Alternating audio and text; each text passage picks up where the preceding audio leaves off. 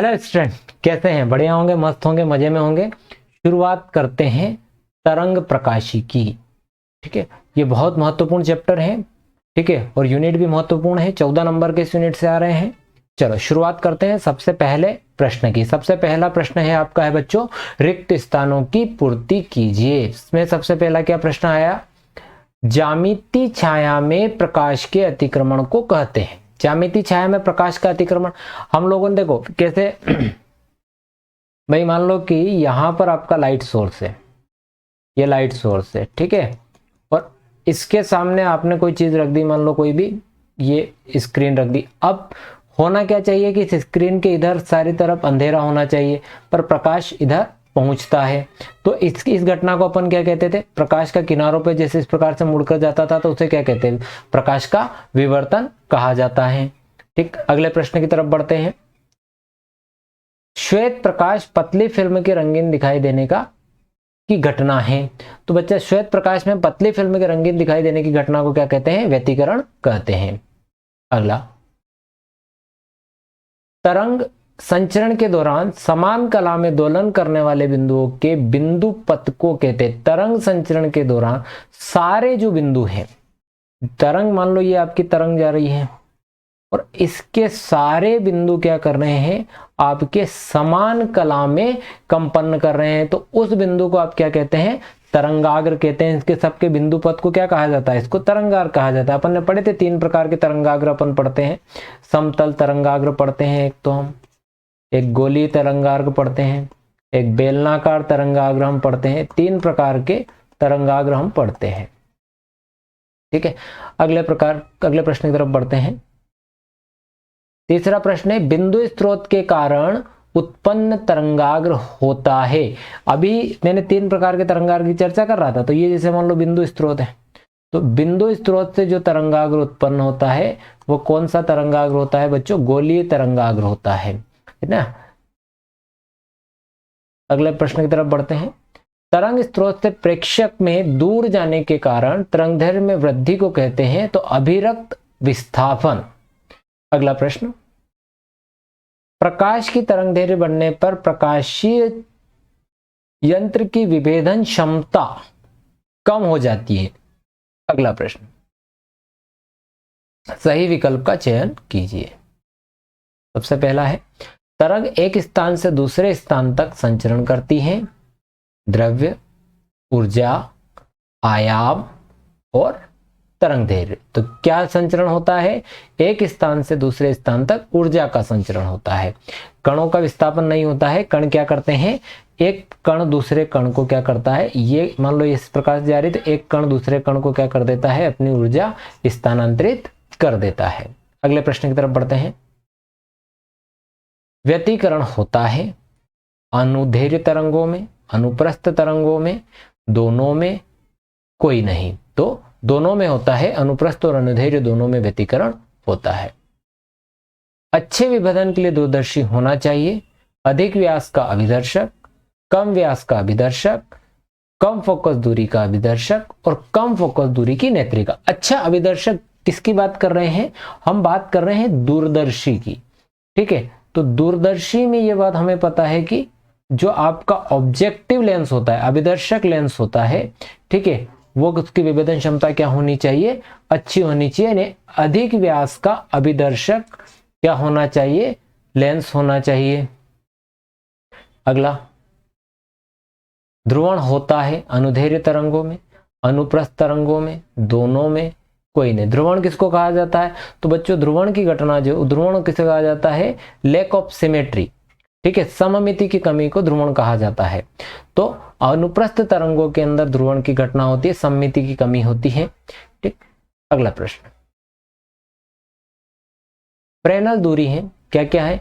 Lambda वर्ग by A lambda by 2, D lambda by A square by lambda. तो इसका D वाला answer होगा। अगले प्रश्न की तरफ बढ़ते हैं।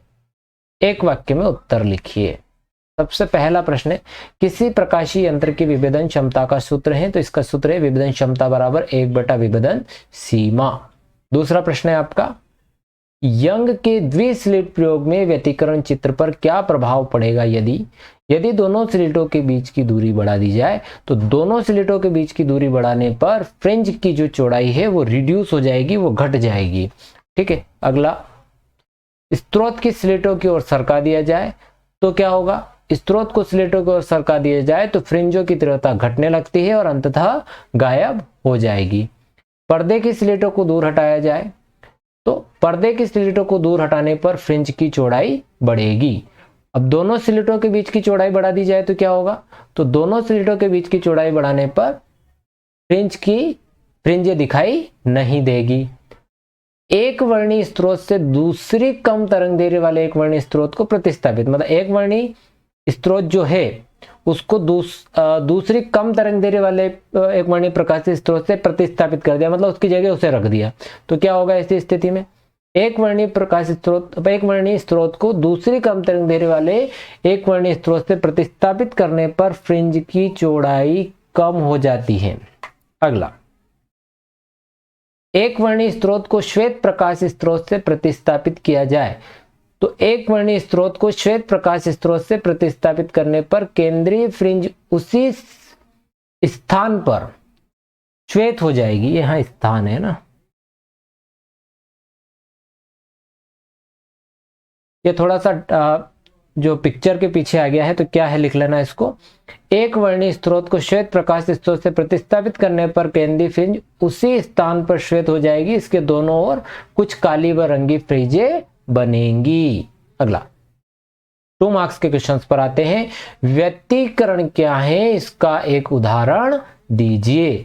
तो जब समान आयाम तथा समान आवृत्ति की 2 प्रकाश तरंगे मूलतः एक ही स्रोत से एक ही दिशा में संचरित होती है, समान आयाम तथा समान आवृत्ति की 2 प्रकाश तरंगे मूलतः एक ही प्रकाश स्रोत से, दोनों तरंगे का प्रकाश स्रोत एक ही है, एक ही दिशा में चल रही है, माध्यम के कुछ बिंदुओं पर प्रकाश की तीव्रता अधिकतम हो जाएगी तथा कुछ बिंदुओं पर न्यूनतम हो जाएगी। अच्छा, एक बात ध्यान रखेंगे कि जिन बिंदुओं पर, देखो इसमें जिन बिंदु आपने पढ़ा भी, जिन बिंदुओं पर प्रकाश की तीव्रता अधिकतम होगी वहां पर संपोषी व्यतिकरण होगा, जिन बिंदुओं पर प्रकाश की तीव्रता न्यूनतम होगी वहां पर विनाशी व्यतिकरण होगा। अब ऐसा माने कि यहां पर 2 प्रकाश स्रोत हैं,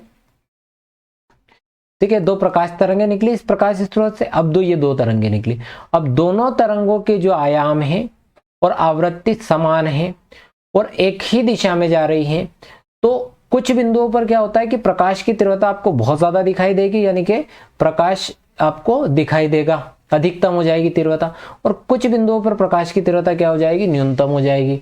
इस घटना को प्रकाश का व्यतिकरण कहते हैं। तो उदाहरण क्या हो जाएगा? प्रकाश के व्यतिकरण दैनिक जीवन में अनेक उदाहरण पाए जाते हैं, जैसे जल की सतह पर फैली हुई मिट्टी के तेल की परत का सूर्य के प्रकाश में रंगीन दिखाई देना, साबुन के बुलबुलों का रंगीन दिखाई देना आदि। ये सब व्यतिकरण की घटनाएं हैं। अगला प्रश्न,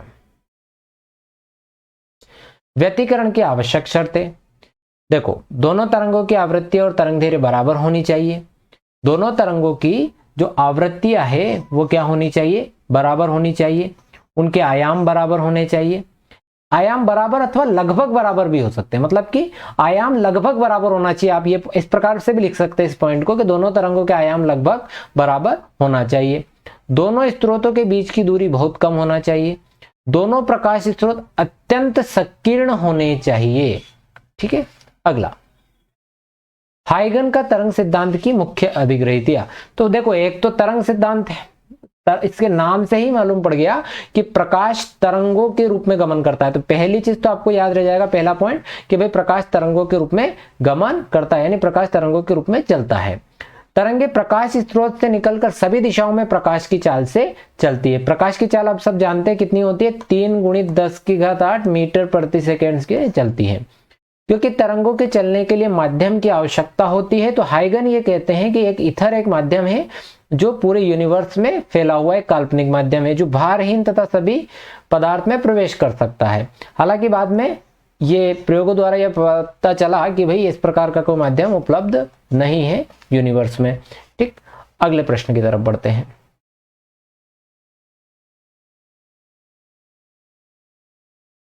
प्रकाश तरंगों के अध्यारोपण का सिद्धांत लिखिए। देखो, जब 2 या 2 से अधिक तरंगे माध्यम के किसी कण को एक साथ प्रदर्शित करती हैं, प्रत्येक तरंग का अपना अपना, देखो दो या दो से अधिक तरंगे, इस प्रकार से ये दो या दो से अधिक तरंगे, मान लो कि y1, y2, y3 इस प्रकार से तरंगे हैं, तो उन तरंगों का अलग अलग विस्थापनों का सदिश योग तरंग के परिणामी विस्थापन के बराबर होती है। तो प्रत्येक तरंग का अपना अलग अलग सदिश विस्थापन होता है, इसके फलस्वरूप उस कण का परिणामी विस्थापन उन तरंगों के अलग अलग विस्थापनों के सदिश योग के बराबर होता है। अगला, कला संबद्ध स्रोत किसे कहते हैं? यदि दो स्रोत लगातार एक समान तरंगदैर्घ्य समान आवृत्ति के नियत कालांतर का प्रकाश उत्सर्जित करें।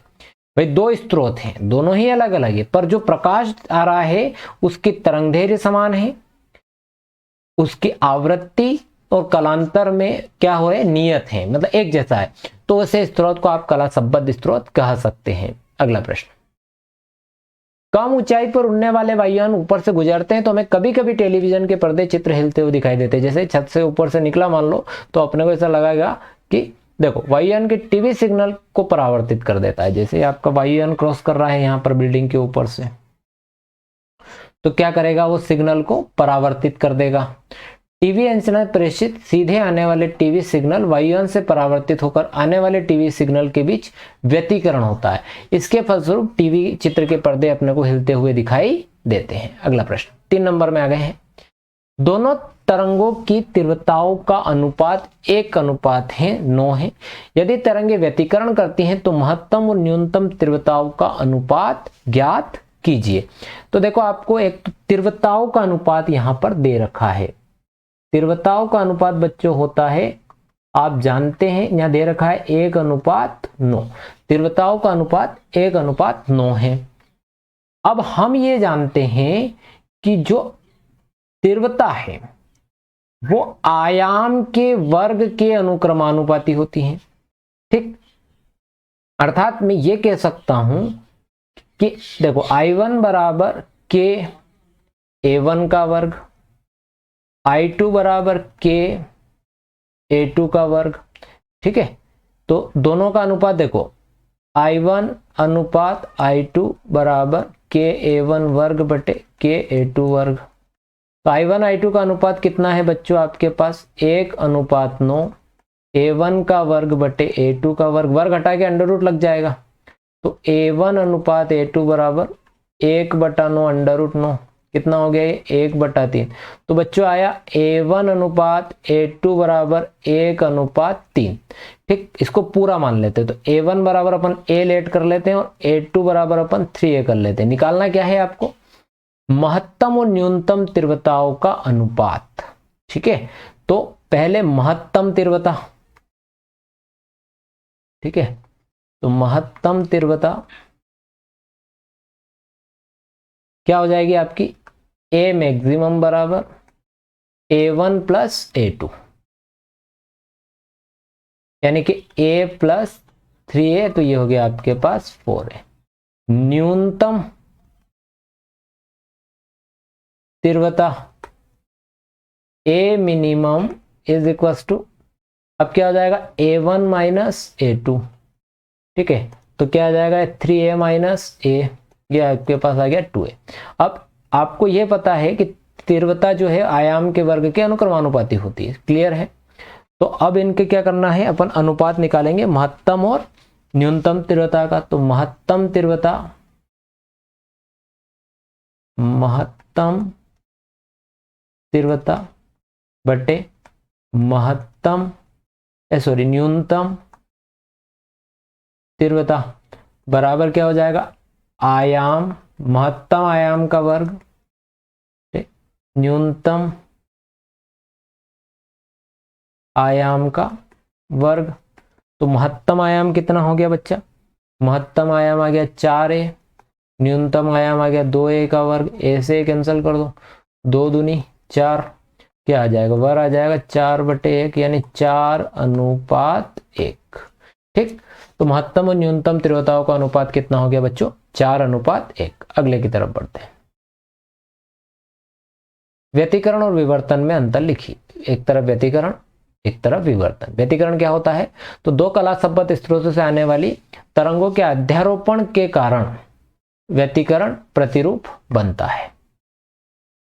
एक ही स्रोत के विभिन्न भागों से आने वाली तरंगों के अध्यारोपण के कारण विवर्तन प्रतिरूप बनता है।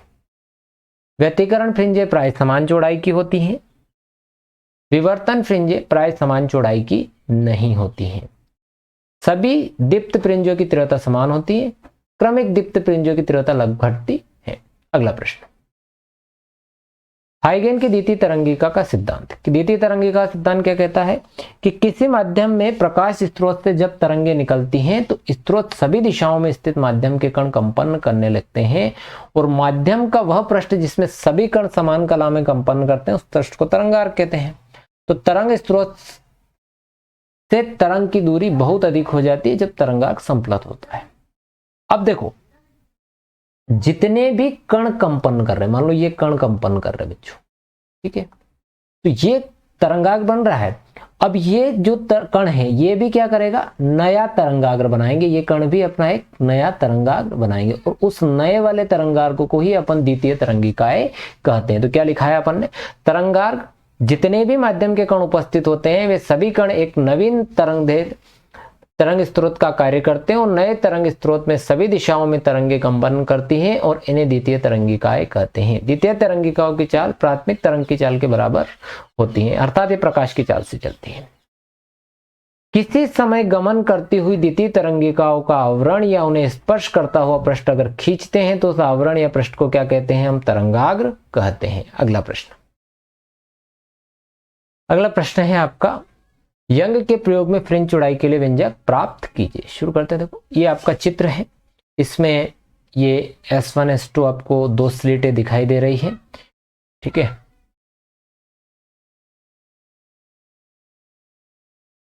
ये S1 और S2 आपके पास यहाँ पर ये दो स्लिटें हैं, ठीक, और ये आपका पर्दा है, ठीक। अब देखो, आपको मैं पहले मार्ग अंतर बता देता हूं। तो मार्ग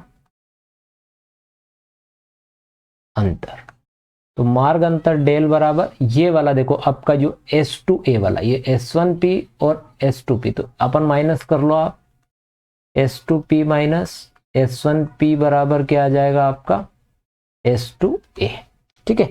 तो ये S2A आपका क्या हो गया, इनके बीच का मार्ग अंतर। अब देखो, इसमें में कुछ समरूप त्रिभुज अपने को दिखाई दे रहे हैं। कौन कौन से, एक तो S1 S2A त्रिभुज, S1 S2A व दिख गया S1 S2A ये वाला, ठीक है। ये आपका जो त्रिभुज है S1 S2A वाला, ये लंब डाला हुआ है यहाँ पर, है ना, ये आपका समरूप त्रिभुज है। तो S1 S2A व एक और कौन सा लेंगे, P,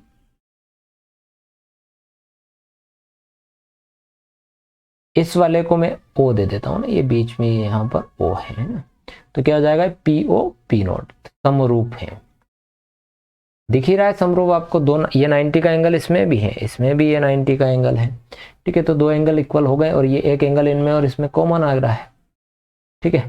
तो क्या आ जाएगा, देखो ये वाला एंगल दोनों में हो रहा है, तो क्या हो जाएगा बच्चा, S2A by S1 S2 is equal to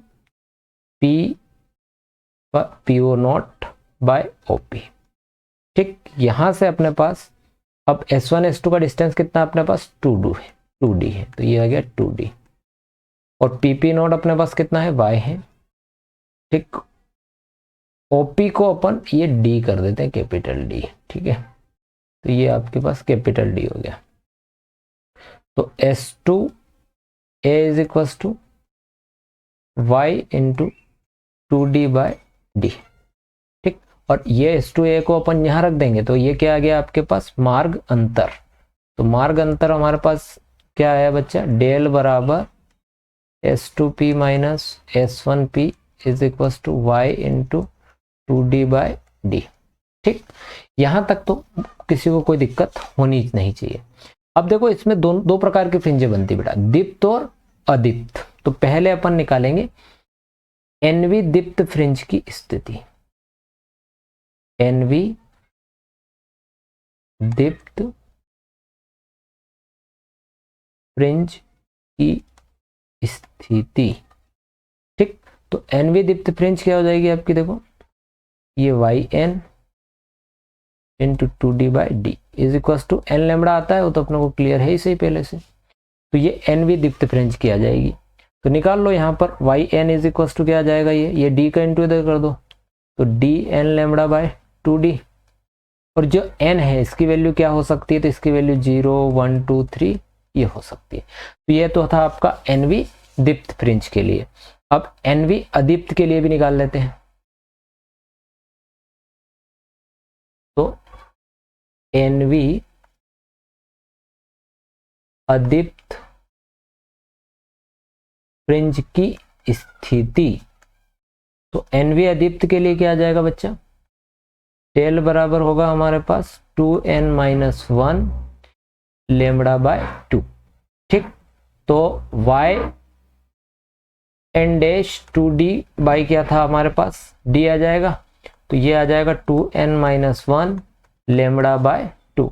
तो y n dash d 2n-1 lambda by क्या आ जाएगा, देखो ये 2d तो है ही सही, इंटू ये 2 अलग से है ना, तो ये हो गया।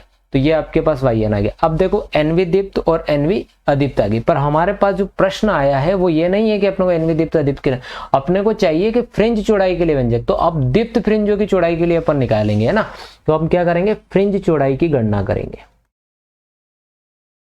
फ्रिंज चौड़ाई की क्या करेंगे हम, की गणना करेंगे। ठीक है, किसकी गणना करेंगे हम, फ्रिंज चौड़ाई की हम गणना करेंगे। तो क्या हो जाएगा, देखो फ्रिंज चौड़ाई की yn अगर आप निकालोगे तो yn इज इक्वल टू, अभी पहले वाले की बात करो, दीप्त की बात कर रहे हैं ना, तो ये दीप्त में देखो yn बराबर पहले n रखेंगे तो ये का ये लिखना ही है अपने को, तो क्या आ जाएगा ये आपका d/2d n लैम्बडा, तथा अब यहाँ yn+1 निकालोगे तो जहां n है वहां क्या रख दोगे आप, n+1 इंटू लैम्बडा। और अब अपने को फ्रिंज चौड़ाई निकाल रहे हैं, तो बीटा बराबर इसमें क्या करेंगे अपन, yn+1 माइनस yn। ठीक है, तो d/2d n+1 lambda minus d/2d into n lambda. तो यहां से देखो आप d/2d कॉमन निकाल लोगे तो अंदर क्या आएगा, n लैम्बडा भी कॉमन आ जाएगा, n+1 और -1, +1 -1 कैंसल, तो क्या आ जाएगा, अच्छा n, सॉरी यहाँ से n कॉमन है ना, n तो बचा ना इसमें, तो ये n, इस n से ये n कैंसिल हो जाएगा, यहाँ से 1 बच जाएगा, तो d/2d इंटू लैम्बडा। तो बच्चा बीटा बराबर आया फ्रिंज चौड़ाई, दीप्त फ्रिंजों की चौड़ाई आई है। अगर मैं अदीप्त फ्रिंजों की चौड़ाई निकालना चाहता हूं, ठीक है, तो nवीं अदीप्त फ्रिंज के लिए क्या आएगा आपका, yn dash is equal to d/2n-1 lambda by 2d into 2, फिर yn dash n+1 d by, यहां पर आप क्या रखोगे 2, तो 2n+2 -1 upon lambda 2d into 2, तो क्या आएगा ये yn+1 dash d2n+1 lambda by 2d into 2। तो क्या कर दो, इसमें बीटा निकाल लेंगे तो yn dash n+1 minus yn dash. ठीक है, तो अब आ जाएगा d/2n+1 lambda 2d into d minus d/2n-1 lambda 2d into 2। ठीक है, अब इसको सॉल्व कर लेंगे तो क्या आ जाएगा, देखो d/2d कॉमन आ गया, है ना, और लैम्बडा भी बाहर आ गया, इसमें लैम्बडा भी है ना। अब बच्चा हुआ क्या है, इसमें आ रहा है 2n+1, ठीक है, और 2 भी आ गया ना, एक 2 और है अपन, 2n+1 माइनस 2n और +1, तो -2n + 2n कैंसल, तो 2d लैम्बडा 1 और 1 2d lambda by 2d into 2, इस 2 से 2 कैंसल, तो ये आया आपके पास d लैम्बडा बाय 2d। तो दोनों की फ्रिंज, दीप्त और अदीप्त फ्रिंजों की चौड़ाई इसमें समान ही आती है, तो ये व्यंजक हो गया इसका। ठीक है, अगला प्रश्न, अध्रुवित प्रकाश और ध्रुवित प्रकाश में अंतर स्पष्ट कीजिए। अध्रुवित प्रकाश, समतल ध्रुवित प्रकाश। अध्रुवित प्रकाश में विद्युत क्षेत्र के कंपन तरंग चलने की दिशा के लंबवत सभी दिशाओं में संभव तलों में होते हैं। ध्रुवित प्रकाश विद्युत क्षेत्र के कंपन तरंग चलने की दिशा के लंबवत एक विशेष तल में होते हैं। अध्रुवित प्रकाश घूमते हुए टर्मिनल क्रिस्टल से गुजरने पर निर्गत प्रकाश की तीव्रता में कोई परिवर्तन नहीं होता। घूमते हुए ना, इसको गुजारेंगे, टर्मिनल क्रिस्टल से होकर गुजरने पर प्रकाश की तीव्रता में कोई परिवर्तन होता है, बिल्कुल परिवर्तन आ जाता है। ठीक है, प्रकाश स्रोत विद्युत बल्ब, ट्यूबलाइट आदि हैं। अध्रुवित प्रकाश टर्मिनल क्रिस्टल से गुजरने में निर्गत प्रकाश ध्रुवित होता है। ठीक है, अगले तरफ बढ़ते हैं। आखिरी प्रश्न है पोलराइड क्या है तथा इसका उपयोग। तो पोलराइड समतल ध्रुवित प्रकाश उत्पन्न करने की एक सरल युक्ति है। पोलराइड के उपयोग निम्न है। प्रकाश की चकाचौंध को दूर करने के लिए सनग्लासेस में, मोटर, कार, वायुयान, ट्रेन आदि में प्रवेश करने वाले प्रकाश के नियंत्रण करने में, तीन विमाओं के चित्र को देखने में। ठीक है, ये वाला जो मैंने लेक्चर बहुत फास्ट कराया है क्योंकि थ्योरेटिकल चैप्टर था। ठीक है, इसको बहुत ज़्यादा गहराइयों में जाके हमने नहीं किया है, पर हाँ ठीक है, आपकी बोर्ड के लिहाज से ठीक है, इसको आप कंप्लीट कर लीजिएगा। ठीक, अगर वीडियो पसंद आया हो तो चैनल को सब्सक्राइब जरूर कर लीजिएगा। ठीक है, थैंक यू वेरी मच, मिलते हैं नेक्स्ट वीडियो में।